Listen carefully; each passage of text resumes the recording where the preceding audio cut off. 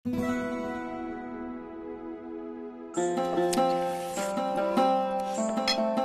নিন ডাক্তারবাবু, আপনিও খান, দেখবেন আপনি ওদের মতো শব্দ করছেন।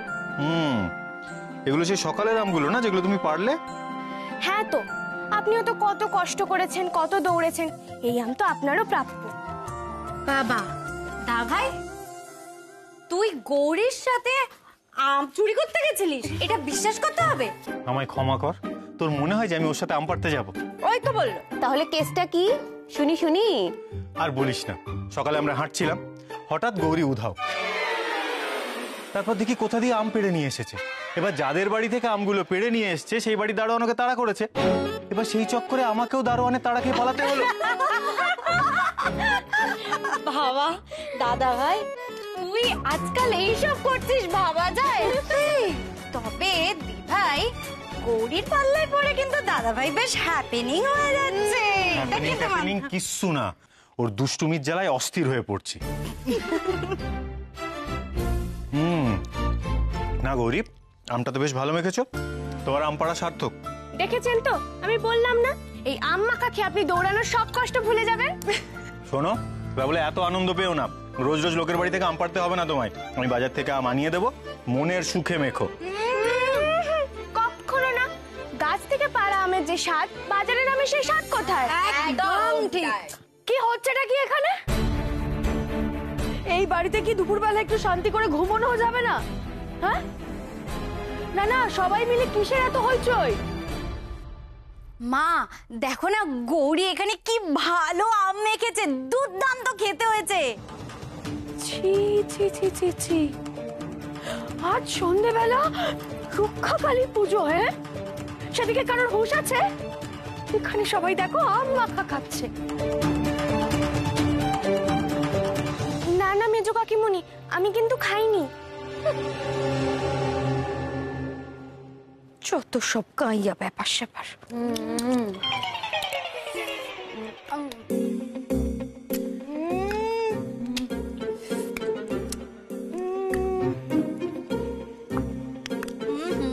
ওদের দেখে তো মনে হচ্ছে আম মাখাটা সত্যিই দারুণ হয়েছে। এবার যা আমারও লোভ হচ্ছে, কি যে করি। গৌরী বলছি, বাটিতে আরো আম মাখা আছে তো? হ্যাঁ, আমি বরং গিয়ে নিয়ে আসি।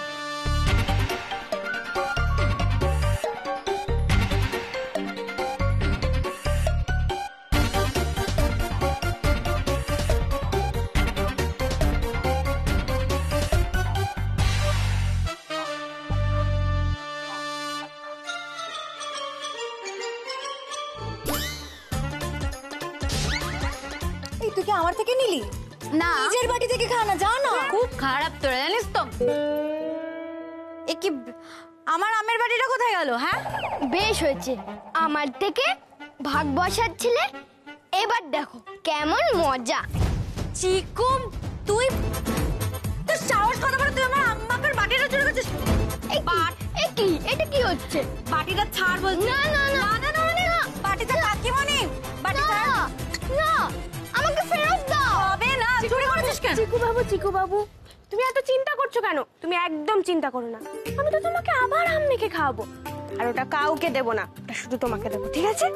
সত্যি সত্যি সত্যি সত্যি।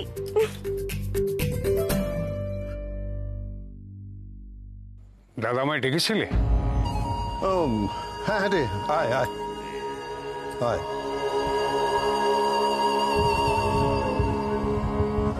হ্যাঁ বল। আমি ওই শৈলর ব্যাপার নিয়ে একটু তোর সাথে আলোচনা করব ভাবছিলাম। মানে শৈলর শরীরটা যে ভালো নেই সেটা তো আমরা সকলেই লক্ষ্য করেছি। এতই দুর্বল হয়েছে যে ঠিকমতো দাঁড়াতেই পারছে না। এখন এখন ওকে নিয়ে আমাদের কি করণীয় বলতো? মানে ওকে কি করে সুস্থ করে তুলবো আমরা? শৈলের চোখে মুখের যে কি অবস্থা সেটা আমি জানি, কিন্তু ও তো আমাকে নিজের কাছেও ঘেঁষতে দেবে না। কি যে করি মেয়েটাকে নিয়ে। শৈলকে দেখে আমার খুব চিন্তা বাড়ছে। ও তো ভীষণ দুর্বল হয়ে গেছে রে। শৈলকে আমি এত বছর ধরে দেবীর অংশ বলে প্রচার করে এসেছি। দেবীর অংশ কখনো অসুস্থ হতে পারে না, কখনো দুর্বল হতে পারে না। তাই এই ব্যাপারটা নিয়ে যত কম চর্চা হয় ততই আমাদের জন্য মঙ্গল। আমি বলছিলাম কি দাদা, শান যদি একবার শৈলকে দেখে তাহলে, ডাক্তার তো বাড়িতেই রয়েছে, এত বড় ডাক্তারও ও দেখলে হয়তো। না না না দাদা, শৈল স্বয়ং দেবীর অংশ, ও ডাক্তার টাক্তার লাগবে না। যা হচ্ছে নিশ্চয়ই মায়ের ইচ্ছেতেই হচ্ছে। শৈল ঠিক হয়ে যাবে, ভেবো না। আমি বলছি ও ঠিক হয়ে যাবে। আসছি না। হ্যাঁ, আমিও এলাম দাদা।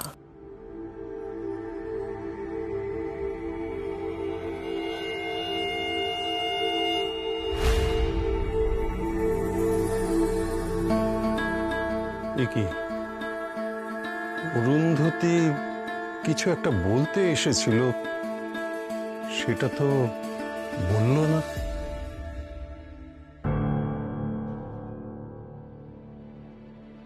আমি পারছি না বাবা, আমি পারছি না। ভীষণ ভীষণ দুর্বল লাগছে, জলও তো খেতে পাচ্ছি না। আমাকে জোর করো না বাবা, আমি পারবো না। শৈল, শৈল আজ সন্ধ্যেবেলা রক্ষীকালী পুজো, সেই পুজো তুমি থাকবে না? কোনোদিন এরকম হয়েছে যে আমাদের বাড়ির রক্ষীকালী পুজো তুমি নেই, শৈলমা নেই? তুমি ভাবতে পারছো কি কাণ্ডটা হবে? ওঠো ওঠো শৈল, ওঠো, কিছু অন্তত মুখে দাও, একটু কিছু খাও।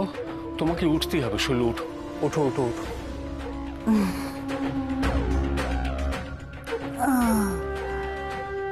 দাঁড়াও, আমি চেষ্টা করছি বাবা।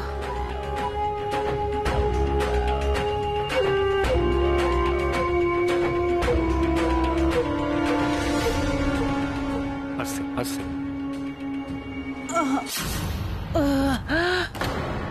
শৈল, আমি পারবো না বাবা, আমাকে ছেড়ে দাও, আমাকে ছেড়ে দাও বাবা। আমি মাথা তুলতে পারছি না, আমাকে ছেড়ে দাও। কি মারাত্মক বিপদ! শৈল তো প্রচন্ড অসুস্থ, এভাবে পুজোয় যাবে কি করে? ছেড়ে দাও। কিন্তু আজকের পুজোয় যদি না থাকে তাহলে তো সেটা আরো খারাপ হবে, সব বন্ধ হয়ে যাবে।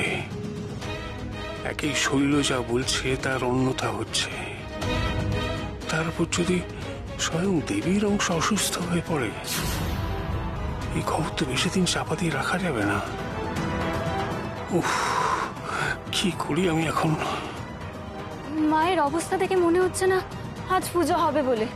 হ্যাঁ, মা তো মাথাই তুলতে পারছেন না।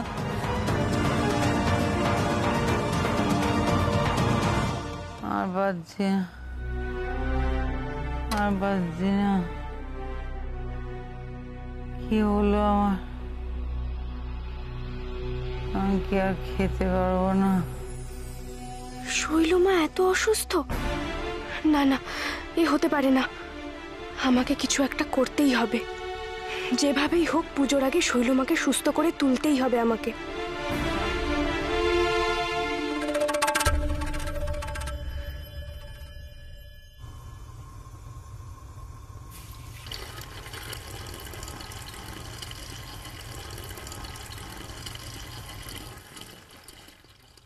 শৈলর এত শরীর খারাপ, অথচ আমার ওর কাছে যাওয়ার কোনো উপায় নেই।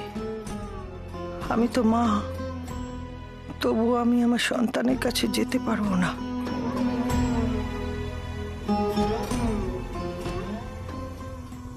ঠাম্মি, চাল।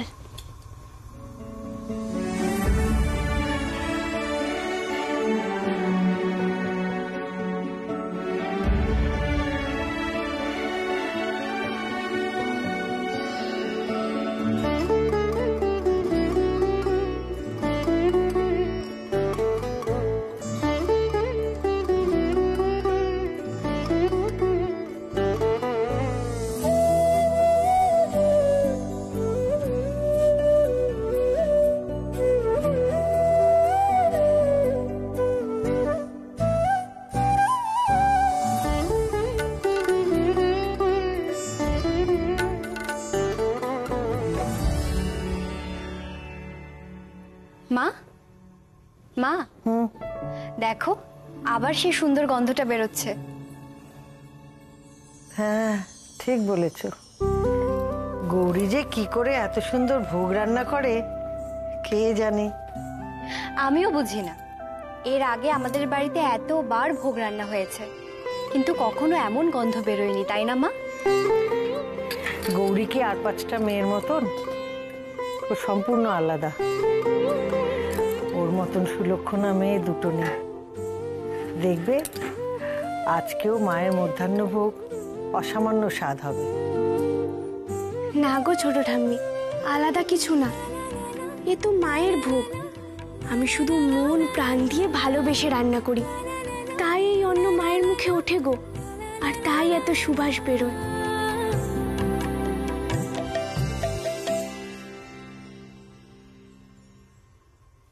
ছোট ঠাম্মি,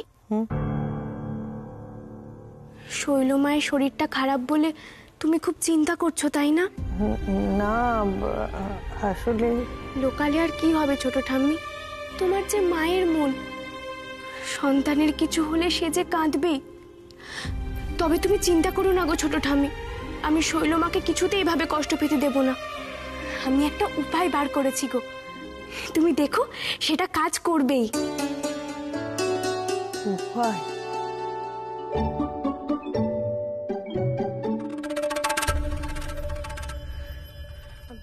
বলছি পুজোর তো সময় প্রায় হয়ে গেল, হ্যাঁ, কিন্তু শৈলমার যা অবস্থা দেখছি তাতে তো উনি মাথাও তুলতে পারছেন না, খুবই অসুস্থ।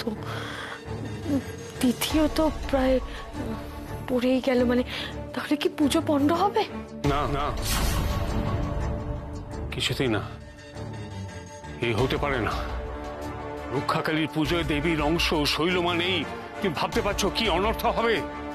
না না, আজ পর্যন্ত হয়নি। ঘোষাল বাড়ির পুজোয় শৈলমা নেই, এটা আজ পর্যন্ত হয়নি, কোনোদিন হবেও না।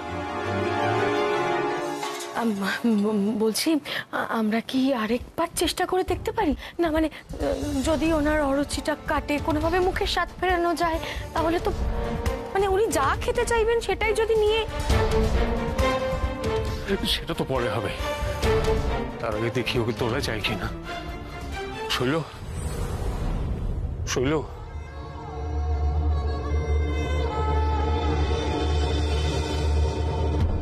ওঠো ওঠো।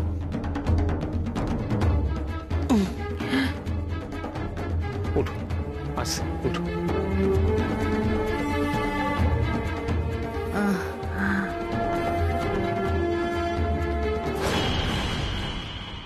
শৈল,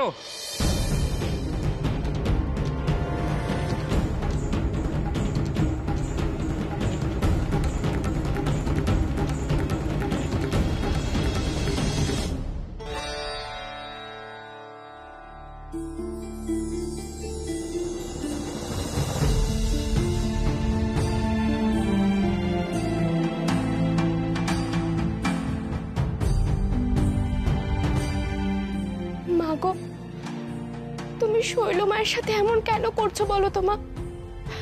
উনি তো তোমারই অংশ। ওনার শরীরটা যে এত খারাপ, তাতে কি তোমার একটুও কষ্ট হচ্ছে না মা? ও মা, মা ওনাকে তুমি সারিয়ে দাও না মা, সারিয়ে দাও। উনি না খেয়ে খেয়ে যে একেবারে ভেঙে পড়েছেন মা, এই দৃশ্য আর চোখে দেখা যাচ্ছে না মা। না না, এবার আমি ওনার সেবা করব। ওনার সেবা করা মানে তো তোমারই সেবা করা মা। আমাকে তুমি আশীর্বাদ করো মা, যেন ওনার সেবার যোগ্য আমি হতে পারি, যেন ওনার মুখে অন্ন তুলে দিতে পারি মা, যাতে ওনার একটু কষ্ট লাঘব হয়। আমি জানি মা, উনি আমাকে একটুও পছন্দ করেন না, কিন্তু আমি তো ওনাকে শৈল মা, মানে তোমার অংশ হিসেবে মানি বলো।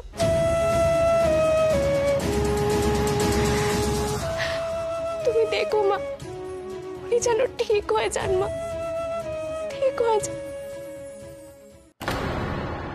শৈল তো অজ্ঞান হয়ে গেছে। শৈল মা, শৈল, শৈল অজ্ঞান হয়ে গেছে, জল নিয়ে এসো। এই কি করছো দা? যাও যাও যাও।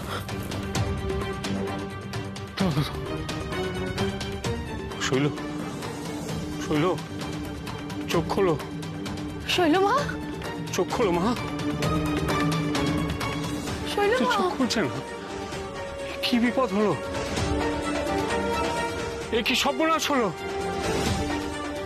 বলছি মা, বাড়ির সকলকে কি খবর দেবো? মানে যদি শাহান একবার... না, কাউকে কিছু বলবে না, কাউকে না। আসবো?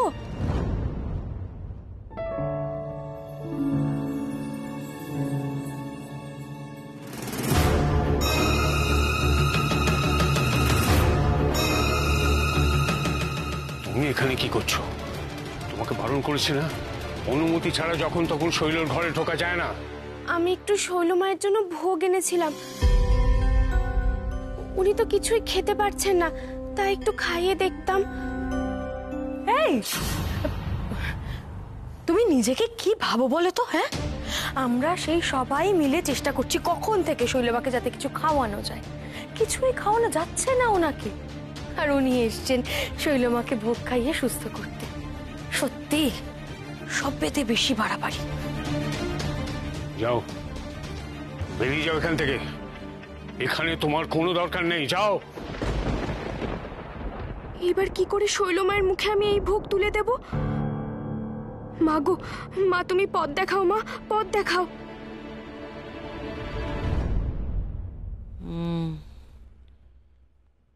সুভাষ,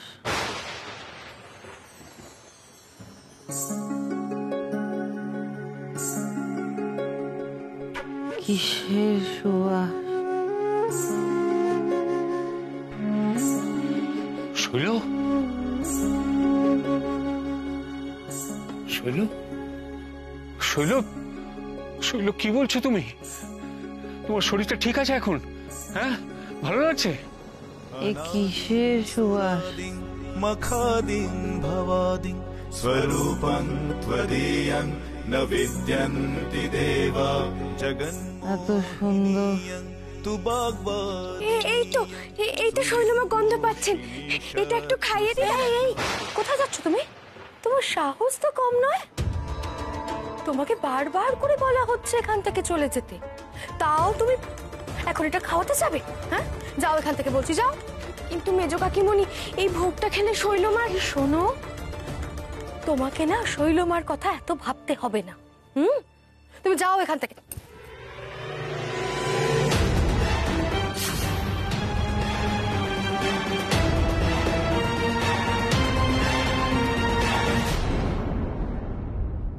না, গৌরী যাবে না। তোমরা দেখতে পাচ্ছ না শৈল ভোগের সুবাস পাচ্ছে? ও তো সব খাবারে পচা গন্ধ পাচ্ছিল, এখন পাচ্ছে না, এটা তো শুভ লক্ষণ। আমি বলছিলাম যে গৌরী একবার চেষ্টা করে দেখুক না, ও যখন এতবার করে বলছে, আর ওর একবার চেষ্টাতে যদি শৈল মায়ের মুখে রুচি ফেরে তাহলে তো ভালো কথা। না, কিচ্ছু করতে হবে না, শৈল দেবীর অংশ, মা চেয়েছেন তাই এরকম হচ্ছে, ও ঠিক হয়ে যাবে। তাই বলে এই মেয়ের হাতের খাবারও খাবে না। তোমার সমস্যাটা কোথায় বলো তো? আমরা সবাই দেখছি মেয়েটা না খেয়ে খেয়ে অচৈতন্য হয়ে পড়েছে, শরীরে কোনো শক্তি নেই, এখন ভোগের গন্ধ পাচ্ছে ও, তখন তুমি ওকে খেতে দেবে না? সব ব্যাপারে কথা বলতে আমি তোমায় বারণ করেছি।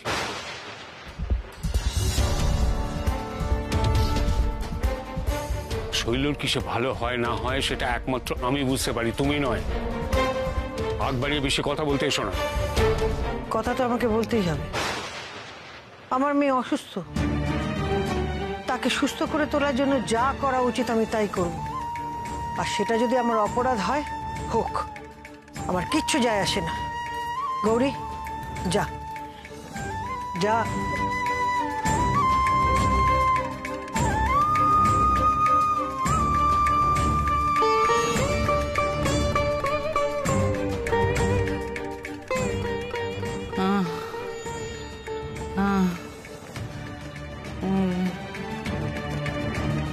মেয়েটার এই অবস্থা আমি যা চোখে দেখতে পাচ্ছি না মা। ওকে তুমি সুস্থ করে তোলো, ওকে যেন গৌরী খাওয়াতে পারে। হ্যাঁ, আমাকে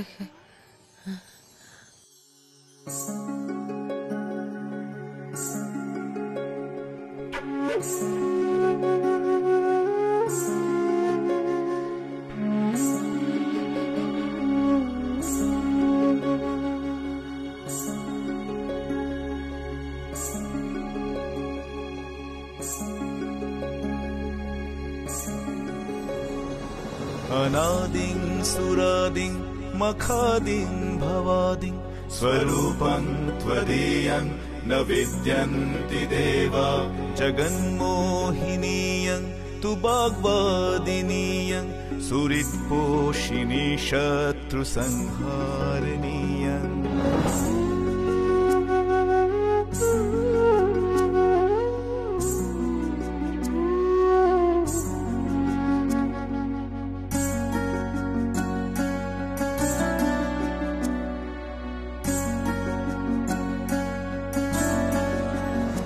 এ কি করে সম্ভব?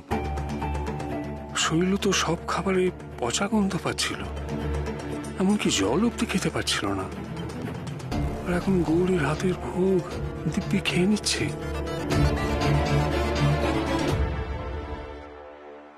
এই তো মা, এই তো উনি খাচ্ছেন। यदि मे महती प्रीतिस्तवास्ति তুমি আমার কথা রেখেছো মাগো। দেখো উনি যেন পুরোপুরি সুস্থ হয়ে ওঠেন মা। আমি জানতাম যে গৌরীর হাতে তৈরি খাবার শৈলমা খাবেন। মা মা আপনি আর চিন্তা করবেন না, এবার শৈলমা নিশ্চয়ই ঠিক হয়ে যাবেন। वरितासि स्त्री स्वभावाब्धि प्रेच्छसि सेवक बहवो नाथ कुल धर्म परायणा